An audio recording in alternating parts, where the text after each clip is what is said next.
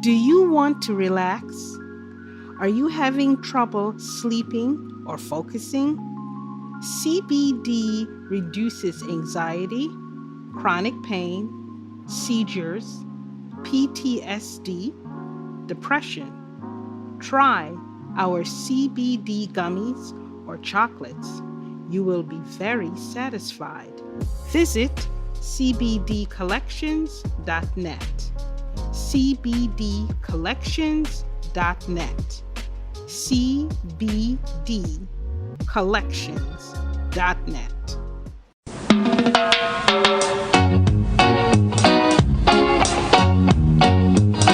Hello, everyone. Welcome to another conversation.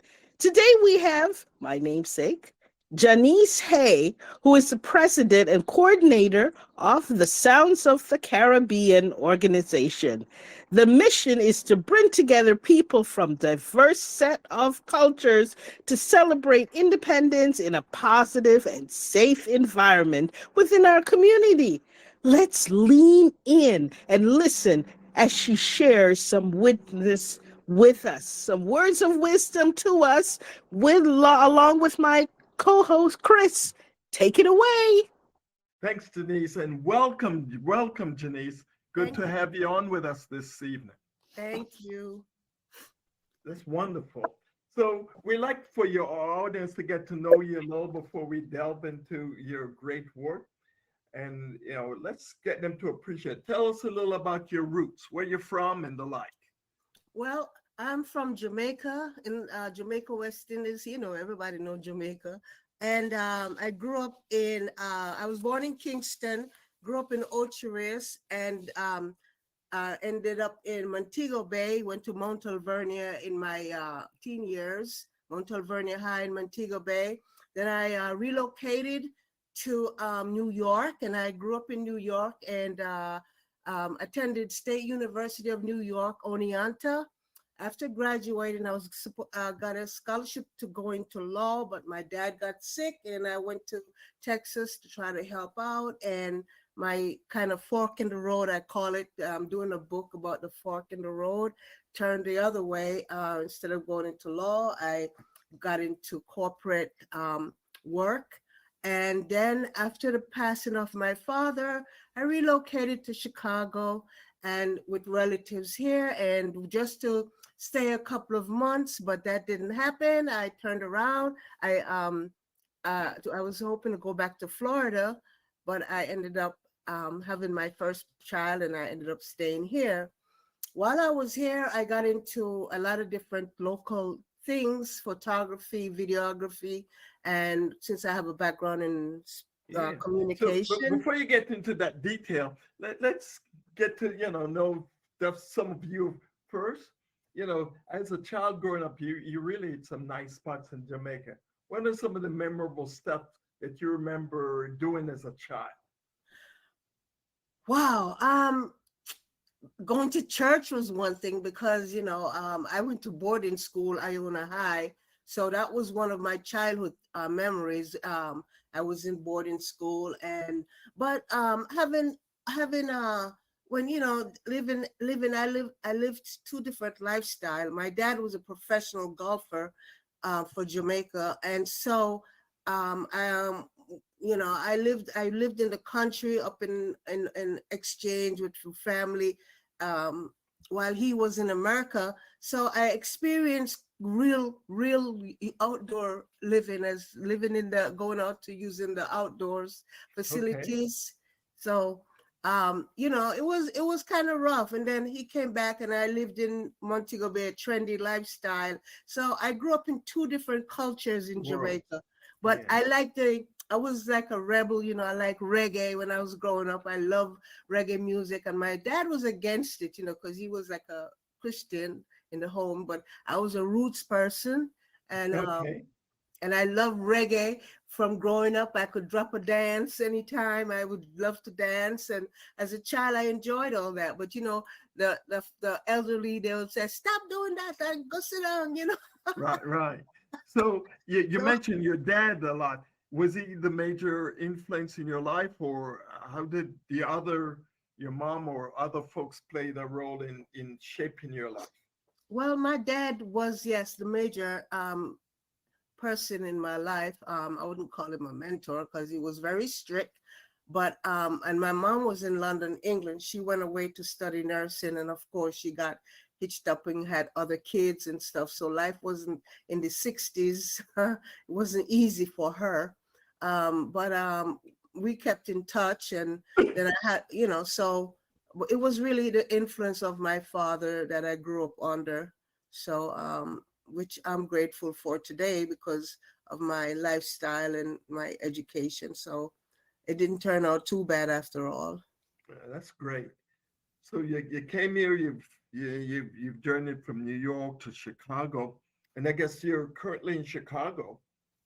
Yeah, I'm in Waukegan, New Chicago. Yeah. I didn't want to leave Jamaica when the Michael Manley, they had political things going on. So, and my father working with a capitalist country, it was a lot of chaos at the time. So we had to pick up and leave Jamaica because they threatened his life. And my stepmother was a white American. So my lifestyle was, we were the upper class of Jamaica. So that was a threat. So we had to pack up overnight and run out of the country, so to speak. So wow.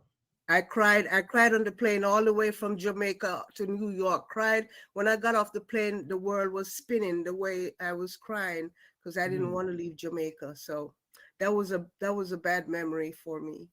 And That's I had my incredible. boyfriend, so Yeah. it So was, so how was adjustment to life here for you in the States? How did you get to know that you're doing such great work? oh, thank you. Wow, I don't know, I'm a Christian now. Before I was not, but I used to be out there, I was a reggaeton, I love reggae. I came here and I met some people out there clubbing and met some friends who had a reggae band, and we're just out there in the world back then in Waukegan, North Chicago. And I used to hang around these groups of people, and I kind of got into meeting other people. And as they celebrated the independence locally, I just did, I had a Comcast show access, and I started videotaping people about, it's called a shout out. Christmas stuff. I did a little local television thing that I had going on. And one of the things I videotaped was the little local independence. And I realized that this thing could be bigger, this independence celebration in my community. And so I approached the person who was doing the local thing, family thing, and I said, look, I would love to make this on a bigger scale, but he wanted to keep it on the lower scale. So the Greenbelt, the cultural center, the forest preserve of everybody know that around the area, they had a cultural place where they were doing a lot of cultural events. I got with the manager, Chris Ayers, and we decided, she said, if you bring the event, we can put it on at the cultural center. And then, so I brought it on. I said, we're going to call it the Sounds of Jamaica and celebrating our independence. And it catched on. The Sounds of Jamaica turned into the Sounds of Summer. The Sounds of Summer turned into, after the Sounds of Summer, then it turned into something else, I guess. And then I realized that, look, all of us come from the Caribbean, all of us celebrate independence. And I said, why don't I change it to the Sounds of the Caribbean, included all Caribbean culture? And we did that. I've been doing this now. It was 11 years. Before we get into that, how did you overcome the people can become territorial and tribal in their, I'm from Jamaica, I'm from Trinidad, I'm from Barbados. How did you manage to get people to get beyond their own country and consider yourself one people from the Caribbean? Man, question, let me tell you, reggae music can can do anything to any culture. Once I took the path of you know, if I was using another form of music, I probably wouldn't have been this popular, but or it would not the event. But that reggae music is what brought it together. Every culture, all Caribbean culture, as you know, they love reggae. Bob Marley opened up the introduce it to the world, and so people just love reggae. And anytime, you know, sounds of the Caribbean, sounds of Jamaica, you know, that means reggae. It's every reggae band, everybody get a moment to come and play their music. And man, people from China all over, people love reggae, and reggae brought it Okay. together. So how long have you been doing this annual event? I did it for 11 years with the Greenbelt Cultural Center. I've had just about every reggae band I could find, Gizzy, you name them, I brought them on stage. And so the pandemic came, and then I got ill as well. And with the pandemic, I kind of things were shut down. We're moving ahead because it was a yearly planning that was enforced. And the young lady, you know, they changed the cultural center, changed we had no place to do the event. So after she lost the cultural center, the pandemic came, and you know, things just died down for a while. And then I got sick. I became ill with multiple myeloma. Yeah, but before we get to that piece, the issue here is during the COVID, right, when people needed to be connected, did you do anything online, or it was always in person? No, it was not online, but no, we could not do anything at all because of the no gathering, no you know, and this event calls for vendors. It's social. It's an outdoor event. It's not indoor. You can't have it. You know, you have vendors, and it's an open summer celebration. So Right. it would have been difficult to even consider doing an event Online. yeah, online. I mean, it couldn't come together because we totally depend on the vendors to come and pay for vending, and that money goes back. I don't make any money. I to advertise and to do everything come out of my little income.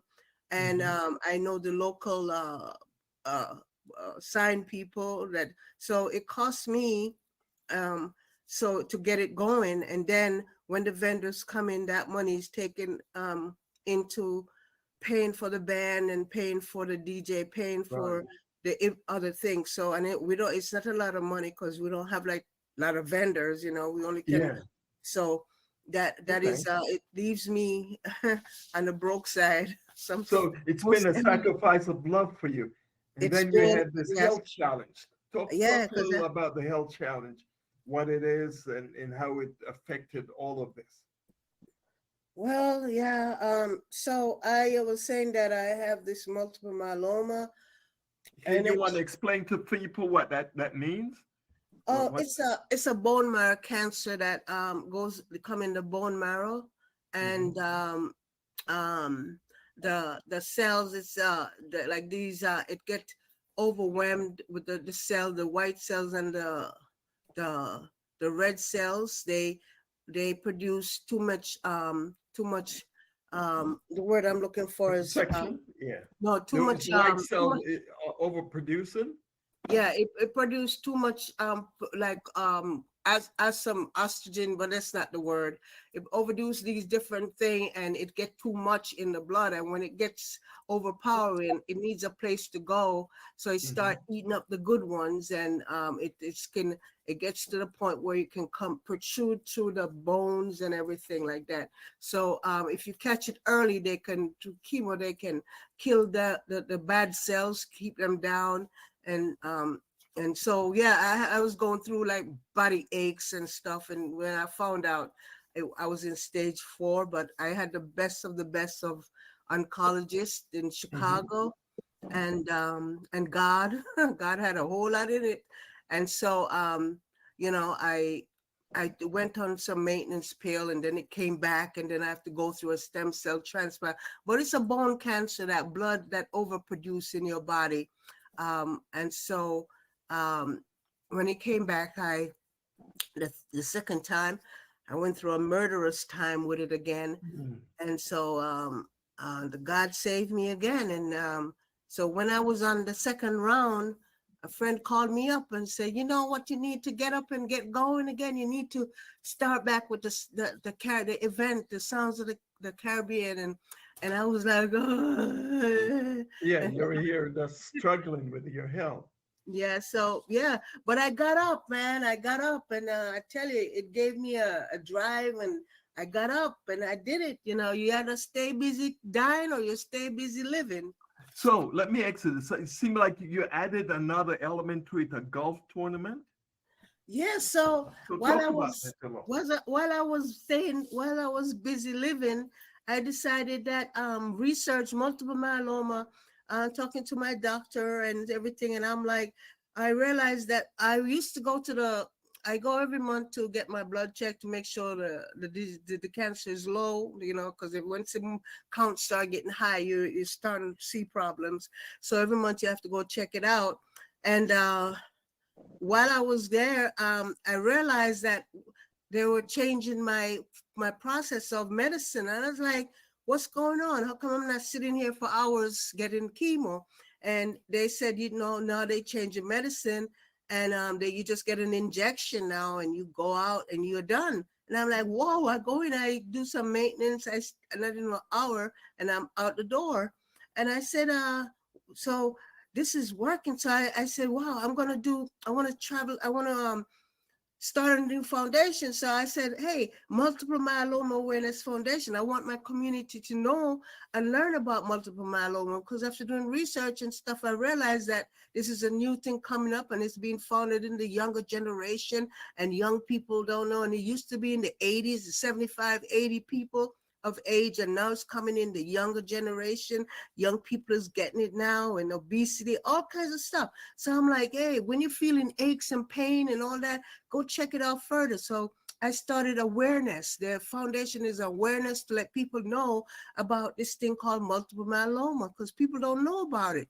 And even in Jamaica, when I was on vacation, I was at the resort and talking and doing videotaping, and I can't find a video, but there's a man heard me, and he came and shared his story and many stories about multiple myeloma. And we sat there at the Rue, I think it's the Rue, R-U-R-I-E, Rue. Anyway, we sat and we talked for hours about multiple myeloma. So I got back and I got passionate. I started doing T-shirts and trying to make people aware about it. And so as we go, the T-shirts started off and they went really fast. Got another batch of T-shirt, they went fast. And so trying to do more, I'm doing like this golf outing because I play golf. And I decided to do the first annual Jahniece Multiple Myeloma Awareness Foundation golf outing. And this is to raise money for research funding. So whatever percentage we get from the golf outing, the rest of the money will go to research funding. Because of that research funding, I'm able to talk to you today. The research is working. They give me a shot in my stomach, and I'm out the door. I do have maintenance pill that I take every day, but research is helping for them to combat this disease. And I have a YouTube on Jahniece on the YouTube. You can look and learn about what it's all about. I have the doctor testimonial, and so this is to fund. I decided that I want to share in this wonderful thing that is saving my life, and I'm able to sit here today and talk to you with this kind of strength, and thanks to God as well. So the money. Yeah, the money goes into a special account. I have a January accounting services. I have that calculates every money that comes in from any donation, and they keep the books and all the stuff and make sure all the monies are accounted for. And it's it's legit, and that's how So, it's going. So so it's been a if blessing. folks would like to support you and to donate towards it, what's the best way of them getting involved? Okay, so Sunday, July 16 is the golf outing for fundraiser at the Foss Park Golf Course in 3124 Aragon Drive, North Chicago, Illinois. And we have different sponsorship level. We have the bronze level, silver level, and gold level. If you want to sponsor, for people, it will be for sponsorship $500, and you get a discount. You pay $375, and so if you're playing, and $100 for to 150 for bronze people, 150, and you get a sign to say Jahniece multiple myeloma who donate and stuff. So Nice. this money goes to January Accounting Services, 1101 Chestnut Street in Waukegan, Illinois, 60085. Or it can come to my Jahniece Multiple Myeloma Awareness Foundation, P.O. Box 668, North Chicago, Illinois, 60064. And of course, my number is 708-548-3711. So they can contact me with my telephone number, and I could give them more information. So this is great. I'm glad you've set something up, and you've turned your challenge into a way of really supporting folks, and getting up. So what can people expect from the sounds of Caribbean and from the golf tournament going forward? How we can help you sustain the celebration and give back in such a life-giving way like you are? Well, I tell you what, the golf outing is going to prepare people to be aware of multiple, and it's not just for multiple myeloma. All of us need support, regardless of what kind of cancer we have, because there are dysfunctions, there are disease, and it don't matter what it is, and we embraced everyone. The golf outing is a fun event. It's a gratitude event. For us people come together. I hope I never do an event where it is sad. There are people in my surroundings that are golfers. Everybody in my family, except for the elder, we all play golf, and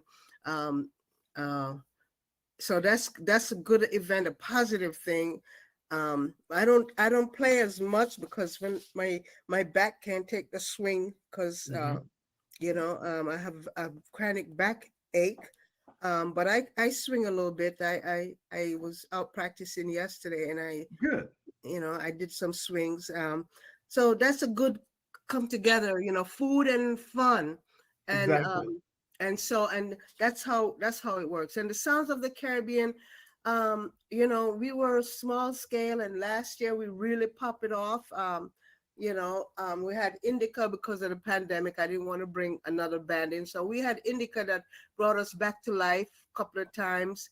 And then they left because we had to change, because the Sounds of the Caribbean mean that we try to get other bands to come in and play. So it's not just the same band every year. The sounds of different reggae band, that's what it's all about.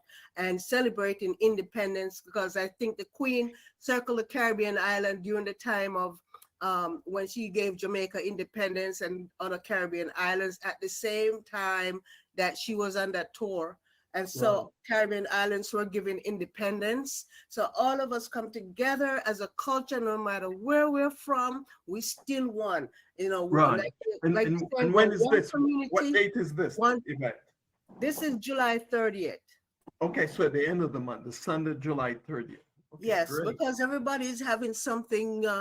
That I was going to into August, and then the Belizeans, everybody, the dates, and community days in North Chicago, the 8th and 9th, and I just say, and I can't go down into the 17th of August because we have and plus it rained too, so then a rainy season, and it is a chance, and so I decided that I want to keep things in July. Plus July is my birthday month. Good. All right. Good. So we're about to close. Any parting words of wisdom you have for our audience? I'm gonna tell you something. One of the main things that I live by is to, I believe that really you have to stay strong. But the most important thing in life is to seek ye the first the kingdom of God and his righteousness, and all these things will be added to you. Well, that's what I did. I seek God first. And let me tell you something, the blessing of God is unbelievable. So I'm just telling my audience that no matter what you're going through in life, stay busy living. Don't stay busy dying. Don't let seek God first. And let me tell you, man, when you give God the power, everything is all right. I am the living testimony that God is there for you. All right. So that's all I can say. Seek God first. And God got it. He, like the birds and the bees and the flowers and the trees, that's for real. God got you. So that's what I want to let go, and no matter what you're going through, seek God first. And once you do that and let him know that he's God, he gonna take care of you. And that's what I did. I live under the grace of God, I Well, I amen. never And thank sway. you for such a strong testimony, sister. Thank you. Yes. And so to learn more about Jahniece Haye, you can email her at JAH_NIECE at Yahoo. Her phone number is 708-548-3711 or 872-343-9946. To learn more about Jamaican Diaspora, visit JamaicanDiaspora.com. And if you go to the website and go to the YouTube on Jamaican Diaspora, just type in Sounds of Caribbean for 2022, and you'll see a little clipping there about what Sounds of Caribbean is all about. Or you can also type in Sounds of Caribbean 2021. So you've got 2 years to see a little clipping of what Jahniece is all about in the Sounds of Caribbean. To learn more about Chris Daly, visit Chris Daly 360. Jahniece, namesake, we're so glad to hear from you. See you Thank next time. Bye Thank now. you. Bye-bye. Thank you.